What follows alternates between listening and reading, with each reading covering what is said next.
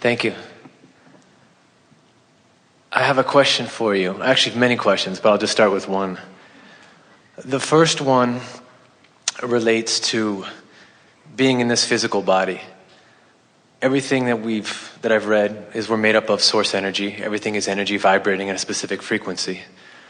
So this chair, for example, has its own frequency, and I see it as a frequency. And consciousness. And consciousness. Okay. So and it's quite happy with you sitting there. Wonderful. It feels good to sit here.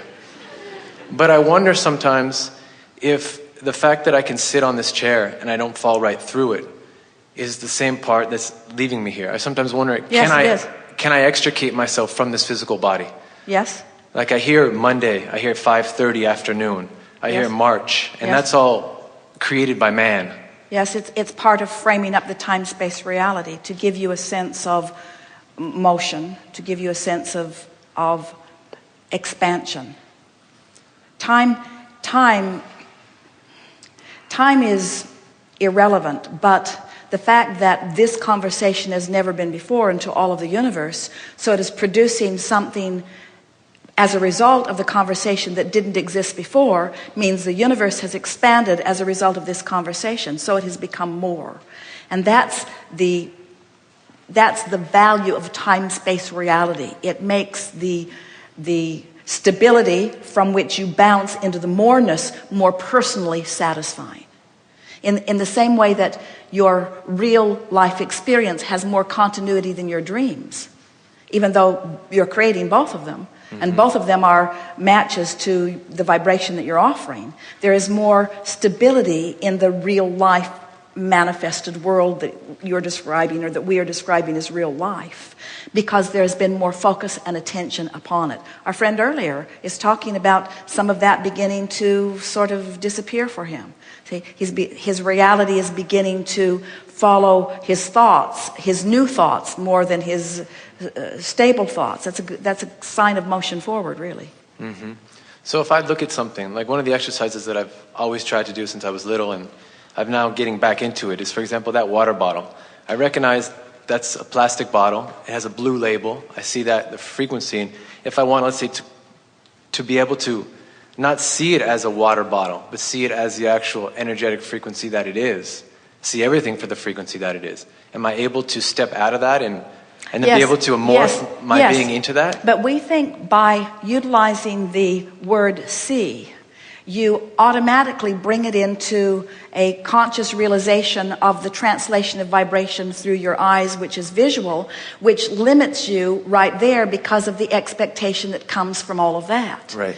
Where, you know, when you walk into a room, Esther is amazed because they have a house in Southern California and another one in Texas, and they don't spend very much time in either one of them. And every time she is in any of these, what she thinks are familiar places, she sees something that she's never seen before. It startles her and she will start by saying, I must have been unobservant.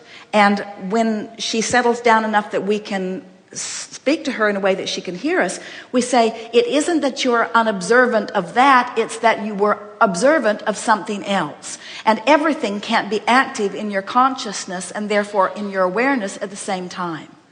And so our conversation that we are having with our physical friends at this time is about helping you to redefine what parts of your world you want to make most relevant or most active in your vibrational awareness, so that you can expand your universe, so that you can have a fuller physical experience by utilizing the whole of who you are to be focused and present in this moment in time, you see. Because we don't think it's really very interesting, the bottle in and of itself. We think the whole co-creative experience is. We think that if you are tuned in to the energy of who you are and feeling the wholeness of who you are, you'll be guided, or you will know the power of the substance that you call water, and you will be guided to the most succulent, delicious, life-giving exposure and experiences to water. In other words, there are so many levels upon which your awareness of something like that can offer you benefit. Okay. I have another question. One of the techniques that I've learned from listening to the CDs and the DVDs is every moment when I catch myself in thought is to come back and step back and say, what is it that I want? Is that the thought of what I want?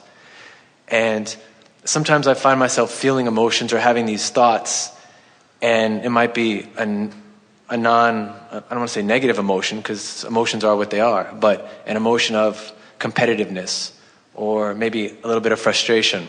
And I find that they are rooted into subconscious habitual thought patterns that have been with me for years, and I'm trying to break them. I assume this is the first step, is to first be aware that you're having them. Well, what happens, it's a good process. In fact, it's a process that we have even formerly taught. But what we notice is that when you're aware of something you don't want, the best thing you can do is say, what is it that I do want? But this whole gathering has been about helping you to not beat up on yourself when you realize that when you know what you don't want, and therefore you can articulate what you do want, doesn't necessarily mean that you're ready to jump your ship the 84 feet into the higher vibration of what you want. In fact, in most cases you are not, and you torture yourself by trying to affirm your way there. I know. I do. Because it tends to just make you dig in a stronger way, yeah, you see. Definitely. So instead of trying to think your way there, if you soothe your way there, our friend with her horse, we said, go graze with the horse, and we weren't kidding. The horse knows how to just knock it back, how to when trying isn't you see, there's no effort. When the vortex is calling you and you are up to speed with it, there's no effort. There's no effort. So anytime you're offering what you feel is effort, what the real effort is the bucking of the resistant current of the split energy that you've got going on. So the answer is always the same. Soften, if you can, the resistance, which is responsible for the split energy. So we would say things to ourselves such as, everything in good time and all is well, and I don't have to do it this red hot minute. Esther says to herself, later, Gator. Later, Gator, meaning maybe I'll think about it later, but not right now. And the rhyme makes her laugh and feel playful about it. Later, Gator, later, Gator, later, Gator. And so what happens is it's what teachers for a long time have been wanting you to understand when they use the word surrender. You're not giving up on what you want, but you are surrendering or letting go of the resistance that right now is the only thing between you and what you want, you see. Helpful? It does. How do I identify that resistance of what it is? Well, you don't have to. This is the thing that we're saying. By saying, in other words, when you say, I know what I don't want, so I know what I do want, well, then it is a given that when you know what you do want, you also know what you don't want. So all of that is in play somehow. But by not trying to make it so mental, by stepping back from the mental and back from the manifestational and more into the emotional, what happens is you can find the vibration of it more easily. And as you find the vibration of it, then the vortex calls you in and then gives you the clearer idea. But it's the clearer idea of what is wanted. So what we just said to you is, by not working so hard to find the what I do want, in terms of, I know I don't want to not have enough money, I know I want plenty of money, instead of taking the specifics of the thought, if instead you say, I know what I don't want to feel this anxiousness. What is it that I do want? I want to feel ease. I want to feel alignment. I want to feel easy. I want to feel flow. So you take it from an emotional standpoint. What happens is you can usually get there quicker. Right. And then the vortex takes you in and gives you the ideas that you thought you wanted to reach for earlier, but you couldn't because you couldn't jump your ship up the 84 feet. Make sense? It does. What else? Okay. I have a baby girl that's coming, and she'll be here in about 4 weeks. And so when I lie in bed with my wife who's next to me and we feel my baby girl that's ready to come and you're not yet ready, any advice? So wonderful. So do you want that baby to come before it's ready? I want it to come when it's ready to come. Of course. in perfect timing, yes? Right. In perfect readiness, in perfect ripeness, in perfect readiness, in perfect readiness. That's exactly what will happen. In perfect readiness. In perfect readiness. So again, the analogy that we're wanting you to feel from this, because we want to answer your question specifically, and we will, but we want everyone to receive the benefit of this focused thought that you're giving, because it's precisely what we're reaching for in terms of not wanting to rush the vortex and not wanting to rush into the vortex. You don't want to rush the birth process. You don't want to rush the manifestation. In other words, you want to be vibrationally ready. So, in other words, don't you want this child to come into this environment? Wouldn't you like to? So we're answering all the questions at the same time, and you can't hear any of it. So we'll just slow down here a little bit and take one thing at a time. First, in direct response to any advice that we have for you,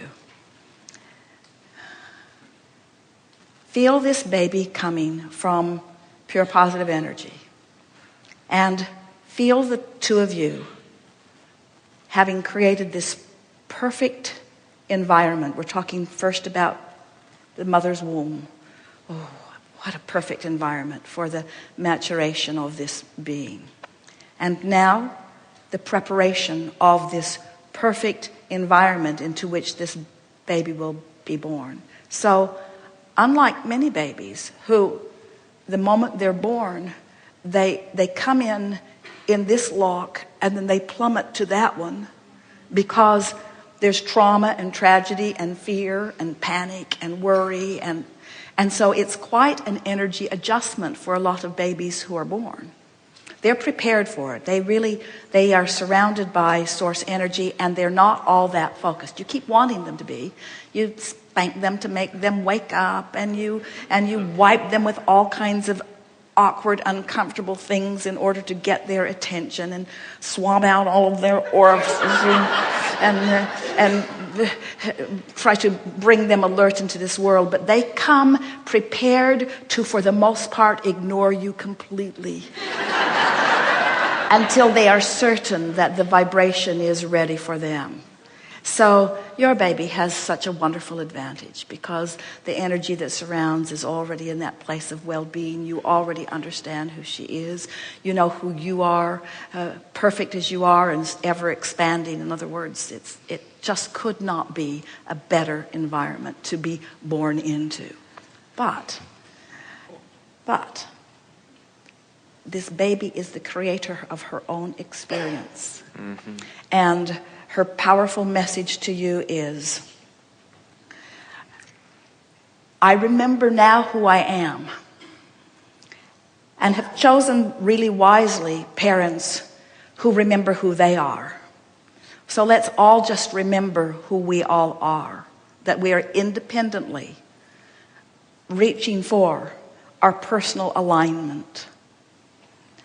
I'm not going to stand on my head to please you at all. But it is my promise to you that I will be pleased. I've got this down. I've got it.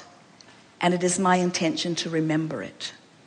And I am so appreciative that I'm being born into this environment where you remember it. Because you remember it, I will not ever have to forget it.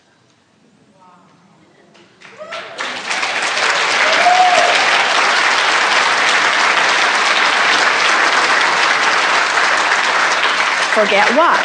Forget who I am. Forget that life is good. Forget that well-being surrounds me. Forget that I am worthy. Forget that there will be many things that I won't like, but that will add to my expansion. In other words, this is such a wonderful time to be born, when there are so many people who are remembering who you really are, ready to greet you. Really a wonderful time. And the well-being of your planet could not be more. In other words, it is a stable environment that will be the stable place of expansion for more time than we can find the numbers to count. In other words, the well-being of this planet is assured, and the energy coming in understands that and comes with great exuberance. So did we get everywhere for you, or is there Yes. something left undone? No, we're good. Thank you.